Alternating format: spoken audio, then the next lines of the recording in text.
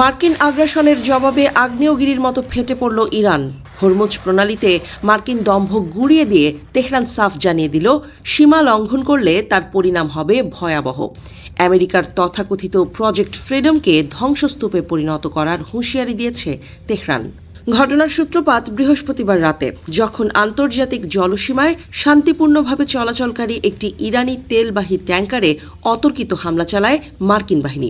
জাস্ক উপকূল থেকে হরমুজ প্রণালীর দিকে এগিয়ে যাওয়ার সময় কোনো উস্কানি ছাড়াই ট্যাঙ্কারটিকে আঘাত হানা হয়।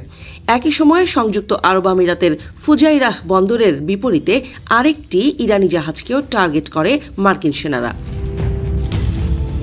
তবে মার্কিন বাহিনী কেবল সমুদ্রেই সীমাবদ্ধ থাকেনি। খতম আল আম্বিয়া কেন্দ্রীয় সদর দপ্তরের মুখপাত্র ইব্রাহিম জোলফাগারি জানিয়েছেন, আঞ্চলিক কিছু দেশের সহযোগিতায় ইরানের মূল ভূখণ্ডেও আকাশপথে হামলা চালিয়েছে আমেরিকা। বন্দর খামির, সিরিক এবং ঐতিহাসিক কেশম দ্বীপের বেসামরিক এলাকাগুলোতে নির্বিচারে বোমা বর্ষণ করেছে মার্কিন যুদ্ধবিমান। তবে বাঘের ঘরে ঢুকে বাঘকে মারার চেষ্টা যে কতটা আত্মঘাতী হতে পারে তা কয়েক মুহূর্তের মধ্যেই টের পেয়েছে পেন্টাগন। হামলার খবর পাওয়ার সাথে সাথেই ইরানি বাহিনী একযোগে গর্জে ওঠে। আকাশ ও সমুদ্রপথ দিয়ে ধেয়ে আসে ইরানের শক্তিশালী মিসাইল বাহিনী।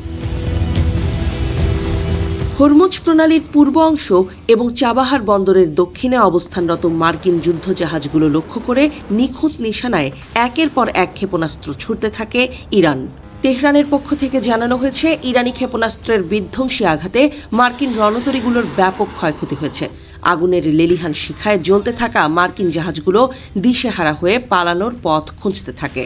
তেহরানের সিনিয়র সামরিক কর্মকর্তারা নিশ্চিত করেছেন যে ইরানি নৌবাহিনীর প্রচণ্ড প্রতিরোধের মুখে মার্কিন সেনারা রণে ভঙ্গ দিয়ে লেজ গুটিয়ে পালাতে বাধ্য হয়েছে।